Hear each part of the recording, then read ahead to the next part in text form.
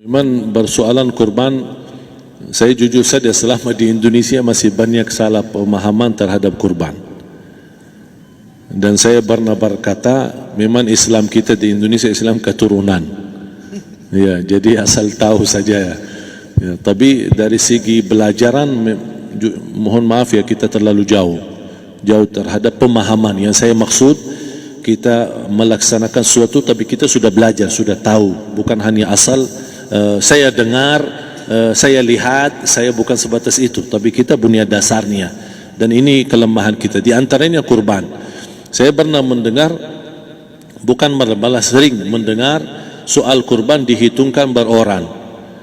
Jadi keluarga suami istri sama 5 anak berarti jumlah 7, wajib sapi. Kalau kurang daripada itu, atau misal suami istri tidak mampu, boleh ini tahun kurban kambing atas nama suami, tahun depan atas nama istrinya.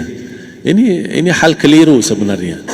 Yang dihitungkan soal kurban beda sama akikah dan beda sama zakat fitrah. Zakat fitrah sama akikah terhitung beroran.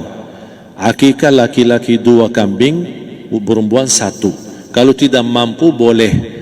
Kalau ada kembar laki sama perempuan berarti 3 kambing. Tapi kalau tidak mampu boleh 1 kambing, tidak masalah. Dan tidak ada istilah sekarang saya kurban tapi nanti sisanya seolah-olah ada hutang sama Allah. Sesuai kemampuan kita. Di antaranya kurban. Kurban hitungannya berkeluarga, bukan beroran. Buktinya Rasulullah SAW dan juga cerita Nabi Ibrahim. Ketika Nabi Ibrahim mau sembelih Nabi Ismail, Allah turunkan apa? Mengganti sembelihan Nabi Ismail dengan ekor kambing dari surga. Berapa ekor kambing? 1. Padahal Nabi Ibrahim punya istri 2 dan anak. Ada istri Siti Hajar dan Sarah. Kemudian anaknya Ismail dan Ishak. Berarti semuanya berapa? 5. Kenapa Allah tidak turunkan 5 ekor kambing? Karena hitungannya memang 1 keluarga. Yang kedua, Rasul sendiri sembelih 2 kambing. Pertama, Bismillah atas nama Muhammad dan keluarga Nabi Muhammad. Padahal kita tahu keluarga Nabi Muhammad SAW termasuk keluarga besar. 11 istri, belum lagi anaknya, laki-laki sama perempuan. Ada yang hidup maupun sudah mati, sudah termasuk semua. Yang hidup maupun mati. Yang kedua, Rasul sembelih sembelihan yang kedua atas namaku dan umatku. Umatnya berapa miliar? Cuma 1 ekor kambing. Kenapa Rasulullah SAW berkurban atas nama dirinya dan umatnya? Saya mengambil salah satu di sini tanda sayangnya Rasul kepada umatnya. Jadi saya selalu berkata, orang miskin yang tidak mampu berkurban seharusnya bangga di hari kurban, karena Rasul sudah kurbankan duluan atas nama dia. Jadi terima kasih ya Rasulullah, ingatkan kita. Yang kita tidak mampu, Rasul sudah. Bahkan kalau Rasul sudah kurban atas nama umatnya yang tidak mampu, berarti sudah terkabul. Kita aja belum tahu kabul atau tidak kalau kita berkurban. Tapi kalau Rasul sudah terjamin makbul. Oleh sebab itu, hitungan kurban itu adalah 1 keluarga. Misal, bapa punya istri, punya anak.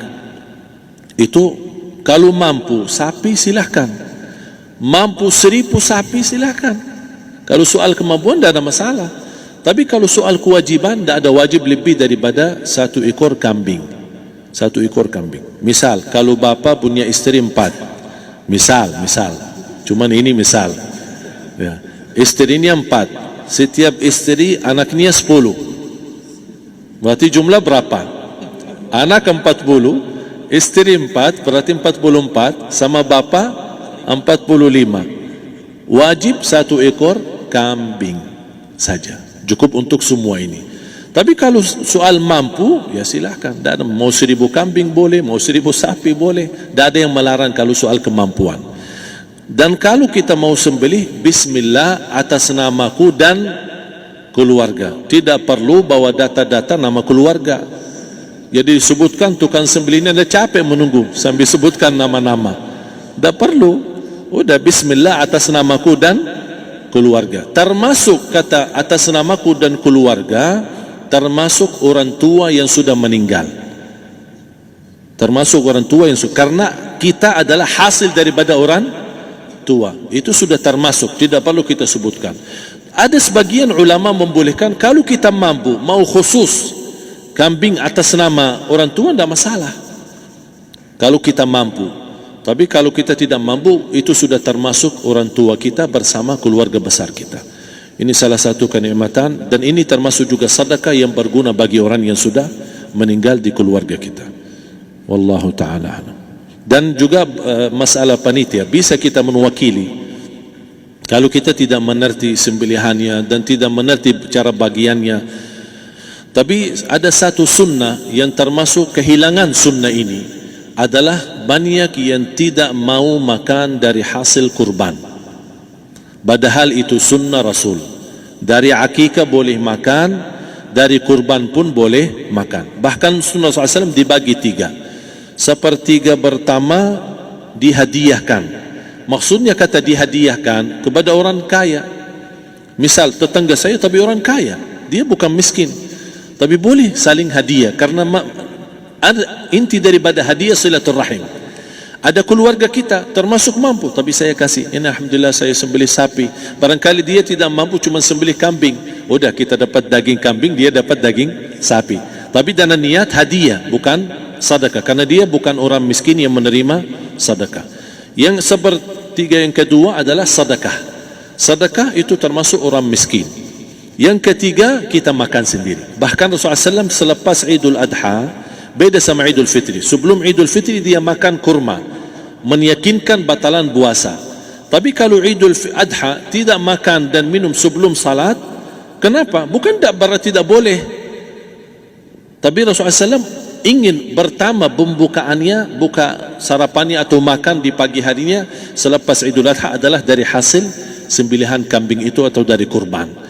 Jadi kita sebagian sedikit. Tapi kalau kita merasa alhamdulillah rezeki saya banyak di rumah, alhamdulillah banyak ada makanan, mau sedekahin semuanya, semua mau sedekahin, tidak masalah.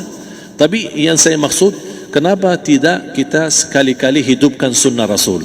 Jadi sebagian, walaupun ada sebagian sedikit lah, buat istilahnya sama sedikit porsi nasi atau apa, buat, karena kita berhak sebagai kita kurbankan lillahi ta'ala, kita berhak menikmati kurban ini yang lillahi ta'ala supaya kita mendapatkan keberkahannya, bukan hanya orang lain.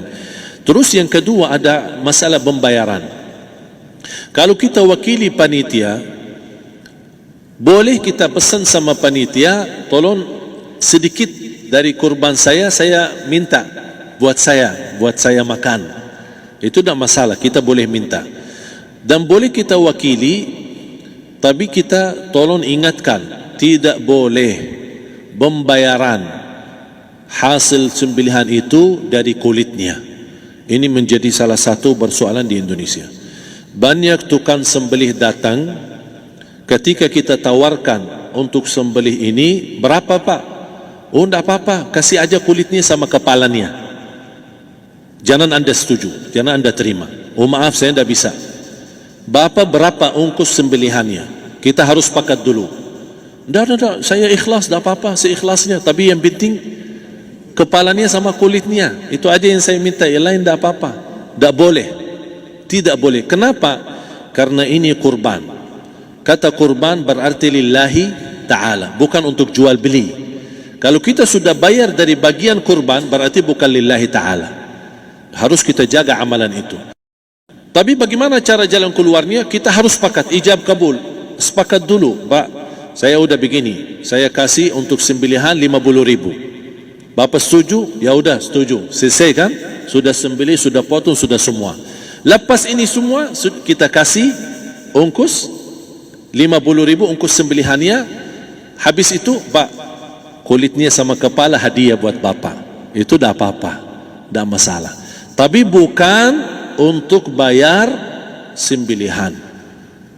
Faham maksud saya? Harus dibedakan supaya jangan sampai amalan kita kurban habis biaya, habis ini malah tidak diterima karena sudah kita bayar sebagian daripada kurban. Saya silahkan bayar apa yang kita sepakati, mau hadiahkan kepada dia karena kita tidak bisa guna. Buat apa yang kita mau gunain kulitnya? Tidak bisa. Tapi mereka, buat mereka lebih berguna, oleh karena itu kita bisa hadiahkan untuk mereka. Bahkan kita bisa juga kasih daging untuk mereka bisa menikmati sebagai sedekah. Wallahu ta'ala.